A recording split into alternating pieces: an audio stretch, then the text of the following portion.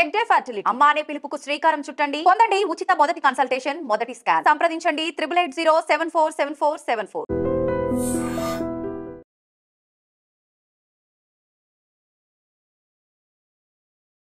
Welcome to I dream. నేను మీ భవ్య.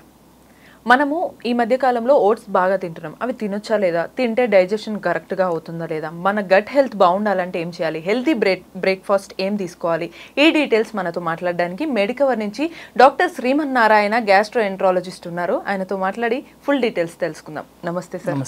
ఎలా ఉన్నారు సార్? సార్, ఈ మధ్య ట్రెండ్ వచ్చేసింది సార్, బ్రేక్ఫాస్ట్లో ఓట్స్ ఉండాలి, అప్పుడు మనం హెల్తీగా ఉన్నట్టు. నిజంగా అసలు ఓట్స్ బ్రేక్ఫాస్ట్లో ఉంటే హెల్తీగా ఉంటామా? యాక్చువల్గా మనకి హెల్దీ బ్రేక్ఫాస్ట్ కానీ హెల్దీ ఫుడ్ అంటే ఏంటంటే మనకి కార్బోహైడ్రేట్స్ ఒక 60%, 20% ప్రోటీన్, 20% ఫ్యాట్ ఉండాలన్నమాట. Water should be 3 to 4 litres ఉండాలి. దాన్ని హెల్దీ అని చెప్తాం యాక్చువల్గా. సో మార్నింగ్ లెగవగానే జనరల్గా మనం చేయాల్సింది ఏంటి అంటే ఆఫ్టర్ మన వర్క్స్ అయిపోయిన తర్వాత వాటర్ ఒక 1/2 లీటర్ వాటర్ తీసుకొని ఆన్ ఎంటీ స్టమక్ మనం డైరెక్ట్గా బ్రేక్ఫాస్ట్ తీసుకోవాలి. చాలామంది ఏం చేస్తారు అంటే కాఫీ టీ తీసుకోవడము, బెడ్ మీద కాఫీ టీ తీసుకోవడం దాన్ని యాక్టివిటీ ఇంక్రీజ్ చేస్తుంది అని. బట్ మనం ఏంటంటే ఎంటీ స్టమక్ మీద any chemical related, coffee tea is also chemical, ఎంత అది గ్రీన్ టీ అవ్వచ్చు, ఏమన్నా అవ్వచ్చు, కోల్డ్ కాఫీ, టీ కాఫీ, ఏది anything, it is a liquid form, it is a chemical. అప్పుడు ఏమవుతుంది అంటే మనకి ఎసిడిటీ చాలా ఎక్కువ ఛాన్సెస్ ఉంటుంది అన్నమాట. సో ఏంటంటే ఎంటీ స్టమక్ మీద ఆఫ్టర్ వాటర్, ఆ వాటర్ కూడా చాలామంది ఏం చేస్తారంటే కాచిన వాటరు, గోరువెచ్చని వాటరు, అందులో నిమ్మకాయలు, వాము వేయటము, జీలకర్ర వేయటము, తేనె వేయటము, అన్ని కెమికల్స్ యూస్ చేస్తాం. న్యాచురల్ అయినా ఆర్టిఫిషియల్ అయినా that is a chemical product finally. Okay, so normal room temperature water మాత్రమే తీసుకుంటాం. తర్వాత బ్రేక్ఫాస్ట్ జనరల్గా మన ఇండియన్ సెటప్లో లేకపోతే సౌత్ ఇండియా, నార్త్ ఇండియా ఎవరి వాళ్ళ బ్రేక్ఫాస్ట్లు ఉంటాయి రెగ్యులర్గా. సో దాని గురించి మనం ఆల్రెడీ టైం టెస్టెడ్, చాలా రోజుల నుంచి యూస్ చేస్తున్నారు. ఓల్డ్ పీపుల్ ఏమో మేము ఇవన్నీ తినేసి హెల్దీగా ఉన్నాం చూడండి అంటారు. మేము రోజు నెయ్యి తింటాము అయినా కూడా మేము హెల్దీగా ఉన్నాము అంటారు. న్యూ పీపుల్ ఏమో లైక్ మన బ్రిడ్జిల్ లాగా అనమాట, అంటే కొంచెం తిన్నా ఇబ్బంది అయిపోతుంది. సో ఫుడ్ అప్పుడు ఓల్డ్ పీపుల్ ఏంటంటే ఫిజికల్ యాక్టివిటీ ఎక్కువ, ఇప్పుడు న్యూ పీపుల్ ఏంటంటే ఫిజికల్ యాక్టివిటీ తక్కువ. సో వాళ్ళు డైట్ ఏం తీసుకున్నా అరిగిపోతుంది. మనం ఏం డైట్ కొంచెం అటు ఇటు అయినా కూడా ప్రాబ్లం అవుతుంది. సో ఇప్పుడు ఏమిటంటే మెయిన్ టాపిక్, ఇప్పుడు ట్రెండ్ అవుతున్నది మెయిన్ టాపిక్ అంటే ఓట్స్ అనేది మనం తీసుకోవచ్చా తీసుకోకూడదు. ఓట్స్ అనేది యాక్చువల్గా సీరియల్ గ్రూప్ అండి, లైక్ రైస్ లాగా, వీట్ లాగా, అది కూడా ఒక సీరియల్ అనమాట. సో కాకపోతే దాంట్లో ఉన్న ఒక ఓన్లీ అడ్వాంటేజ్ ఏంటంటే కార్బోహైడ్రేట్ పర్సంటేజ్ 66, మిగతా సీరియల్స్ లాగే అనమాట. కానీ మెయిన్ అడ్వాంటేజ్ ఏంటంటే హై ఫైబర్ ఉంటుంది, almost like 11 grams fibre in each 100 grams లో 11 grams fibre which is highest in serials అనమాట. సో ఫైబర్ ఎక్కువ తీసుకున్నప్పుడు ఏమవుతుందంటే మనకి కార్బోహైడ్రేట్ని అబ్జార్ప్షన్ తగ్గిస్తుంది. అదే టైంలో ఏంటంటే ఒక సాల్యుబుల్ ఫైబర్ బీటా గ్లైకాన్ అని చెప్తారన్నమాట, అదేంటంటే యాంటీ ఇన్ఫ్లమేటరీ ప్రోడక్ట్ ఉంటుంది, అంటే లైక్ గ్యాస్ట్రైటిస్ని తగ్గిస్తుంది యాక్చువల్గా. ఇంకోటి ఏంటంటే డైజెషన్ ఇంప్రూవ్ చేస్తుంది. ఓట్స్ తింటే డైజెషన్ బాగా అవుతుంది. ఓట్స్ తింటే డైజెషన్ బాగా అవుతుంది అండి యాక్చువల్గా. ఇంకొకటి ఏంటంటే మనకి కార్డియో ప్రొటెక్టివ్ యాక్షన్ ఉంటుంది అనమాట, బీపీని తగ్గించడానికి అన్నిట్లోనే హెల్ప్ చేస్తుంది. కానీ దీంట్లో ఉన్న మెయిన్ ప్రాబ్లం ఏంటంటే కార్బోహైడ్రేట్ పర్సంటేజ్ ఈజ్ ఆల్మోస్ట్ 66%, అంటే ఈచ్ 100 grams లో 66% కార్బోహైడ్రేటే ఉంటుంది. మనము ఒక సాల్యుబుల్ ఫైబర్ కోసము, అంటే ఒక 11 grams ఉండే ఫైబర్ కోసము ఈ 66 grams of carbohydrate each 100 grams తీసుకోవాల్సి వస్తుంది. సో ఎవ్రీడే మీరు తీసుకుంటున్నారు అనుకోండి ఓట్స్ని, మీరు ఎవ్రీడే 100 grams లో 66 తీసేసుకున్నారు. మీకు విషయం తెలుసా, బ్రౌన్ రైస్లో ఉండేది 22 grams కార్బోహైడ్రేట్స్, 22 grams మాత్రమే ఉంటుంది. వాటర్ ఇంటేకే హైయెస్ట్ ఉంటుంది అనమాట. సీరియల్ నార్మల్గా వైట్ రైస్ తీసుకున్నా, వీట్స్ తీసుకున్నా ఏంటంటే ఎక్కువ కార్బోహైడ్రేట్స్ ఉంటాయి. సో కామన్గా ఏంటంటే ఒకే ప్రోడక్ట్ని ఎవ్రీడే తీసుకుంటున్నాం అనుకోండి, that is more danger. So ఏదైనా ఒక ఫుడ్ ఏంటంటే మనం రెగ్యులర్గా మారుస్తూ ఉండాలి. సపోజ్ మీరు ఇండియన్ ట్రెడిషనల్ ఫుడ్ తీసుకోండి, ఇండియన్ కాదు ఎవరిదైనా ఒక ట్రెడిషనల్ ఫుడ్ తీసుకోండి. సపోజ్ ఒక దోశ ఉంటే అది దట్ ఈస్ ద ప్రోటీన్ ఎక్కువ ఉంటుంది, కొంచెం ఆయిల్ యాడ్ చేస్తారు, ఫ్యాట్ ఉంటుంది. అదే టైంలో చట్నీస్ ఉంటాయి, లైక్ ప్రోటీన్ ఎక్కువ ఉంటుంది, కార్బోహైడ్రేట్ అన్ని మిక్స్ చేసి లైక్ కలర్ఫుల్ లాగా అనమాట. అన్ని మిక్స్ చేసి వస్తుంది. కానీ ఒకరోజు ఇడ్లీ, ఒకరోజు దోశ. సో ఇడ్లీలో ఎక్కువగా కార్బోహైడ్రేట్స్ ఉంటాయి, దోశలో ఎక్కువగా ప్రోటీన్ వస్తుంది, పల్సెస్ వస్తాయి. కాబట్టి పూరిలో కొంచెం ఫ్యాట్ ఉంటుంది, అన్ని మిక్స్ చేస్తారు. సో మనం బ్రేక్ఫాస్ట్ని ఏదైనా సరే ఆల్టర్నేటివ్ చేసుకుంటూ ఉండాలి. జనరల్గా ఏం చేస్తారంటే ఓట్స్ అనగానే వీక్లీ మొత్తం ఓట్స్తోనే గడిపేస్తారు. 66 grams ఆఫ్ కార్బోహైడ్రేట్స్ ఎంటర్ అవుతుంది అనమాట. అంటే ఒక బెనిఫిట్ 66 grams అంటే మనకి ఆల్మోస్ట్ లైక్ మీరు రైస్ తింటున్నట్టే లెక్క. అలా కాకుండా ఒక రోజు ఓట్స్, ఒక రోజు నార్మల్ ఇండియన్, ఒక రోజు సౌత్ ఇండియన్, ఒక రోజు నార్త్ ఇండియన్, ఒక రోజు నార్మల్ గా ఫాస్ట్, కొంతమంది ఫాస్టింగ్ చేస్తామంటారు. అట్లా ఇంటర్మీడియట్ గా చేసుకుంటూ వెళ్తే ఏమవుతుందంటే మనకి యూజ్ అవుతుంది. ఒక క్వశ్చన్ ఉంటుందండి జనరల్ గా, which is the best oil అని చెప్పి. యాక్చువల్ గా మనం సీనియర్ మోస్ట్ కార్డియాలజిస్ట్ అడిగితే ఆ బెస్ట్ ఆయిల్ అనేది ఎప్పుడు ఉండదు మనకి.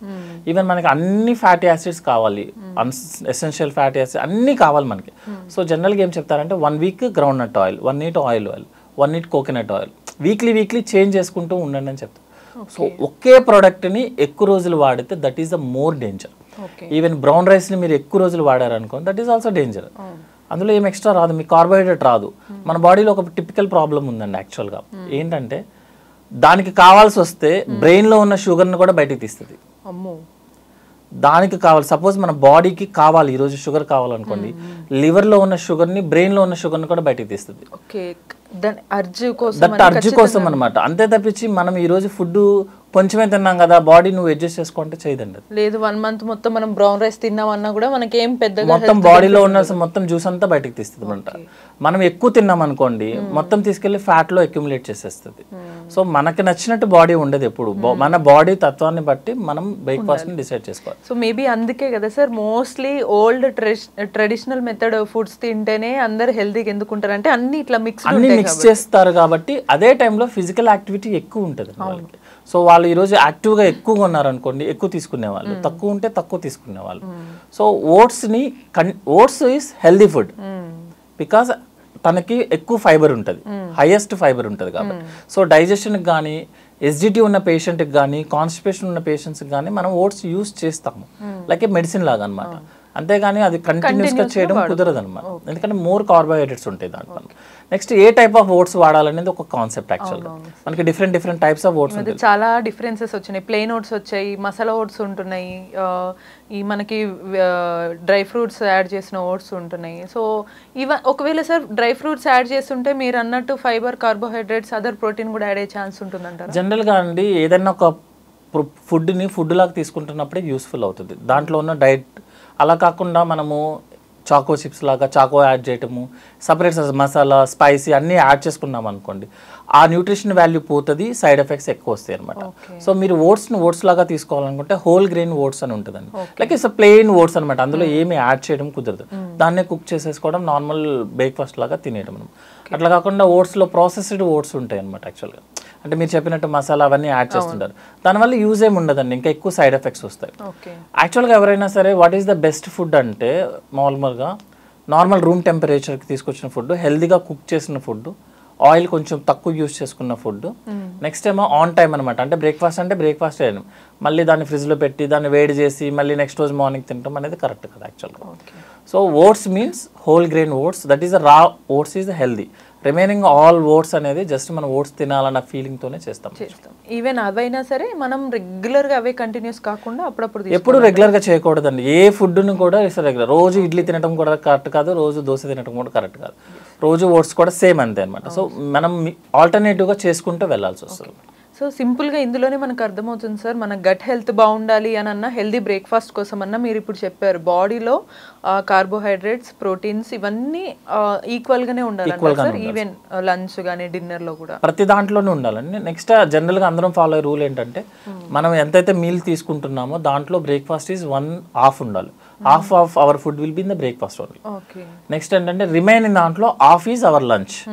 డిన్నర్ ఏంటంటే జస్ట్ 1/4 మాక్సిమం అనమాట. అది కూడా డిన్నర్కి లంచ్కి మధ్యలో డిన్నర్కి స్లీప్కి మధ్యలో అట్లీస్ట్ ఒక 2-3 hours గ్యాప్ ఉంచుకునేలాగా చేసుకోవాలి.